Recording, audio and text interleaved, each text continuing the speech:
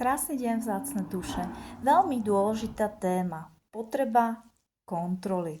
Potreba riadiť, potreba mať veci, situácie, okolnosti, osoby, vývoj, sled, život, všetko vlastne pod kontrolou. Potreba vedieť, kedy sa veci udejú, ako presne sa udejú. Potreba vkladať sa do nich tak, aby stále sme boli s nimi spojení a tak ďalej a tak ďalej a tak ďalej. Čiže je toho požehnanie.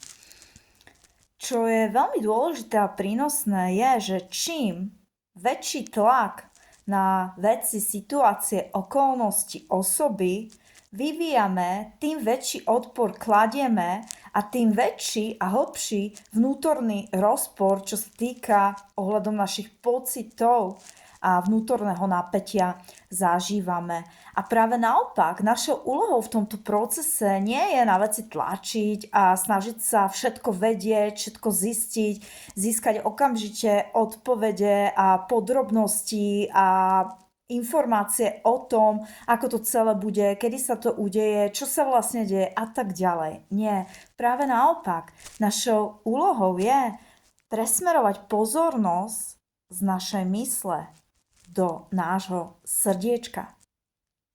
Dosiahnuť pocit uvoľnenia v našom byti. To znamená postupne sa do priestoru danej okolnosti, vývoja či sledu začať uvoľňovať a začať dôverovať tej okolnosti. Dôverovať sebe a tomu, že sa tá situácia vyvinie v ten pravý čas, v bode našej pripravenosti.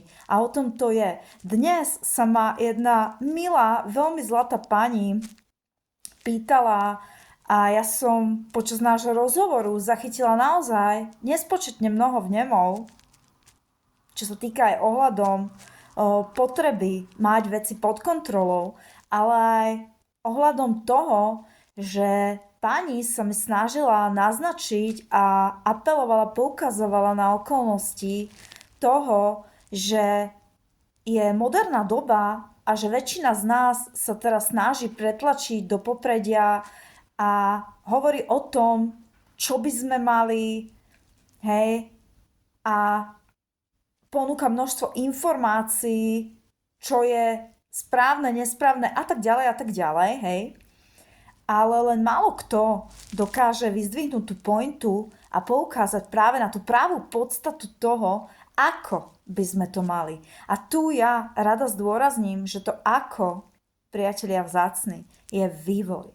Je to cesta. Cesta, ktorá si nesie sled vývoja udalostí, súvislosti, okolností, ktoré je potrebné pochopiť, uchopiť a samozrejme integrovať do deja života.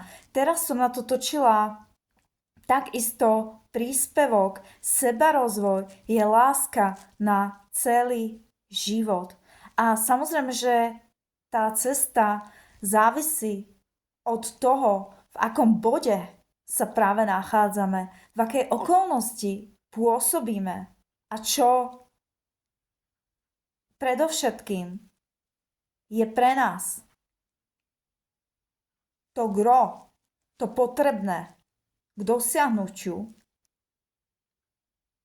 zmyslu, čo sa ohľadom danej situácie týka.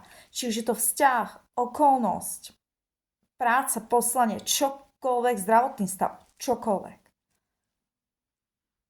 Čiže je veľmi dôležité vedieť, kam smerujem. A zároveň nastaviť si ten zmysel, hodnoty a napredovanie tak, aby sme vychádzali z priestoru lásky. Aby sme sa učili reagovať, komunikovať, tvoriť, žiť z priestoru lásky. Nie zo strachu.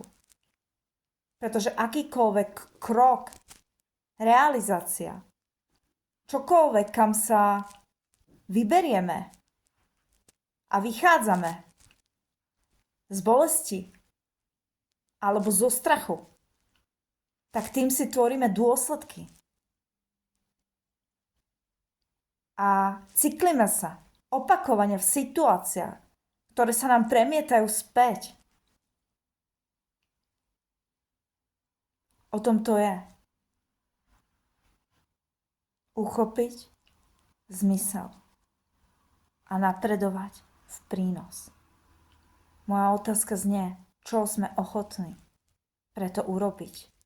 Koľko sme ochotní investovať do seba preto, aby sme sa cítili šťastne, spokojne, vyrovnane a predovšetkým slobodne v našom vnútri. Aby sme sa uvoľnili do priestoru lásky. A v tomto smere žili život, pre ktorý sme prišli.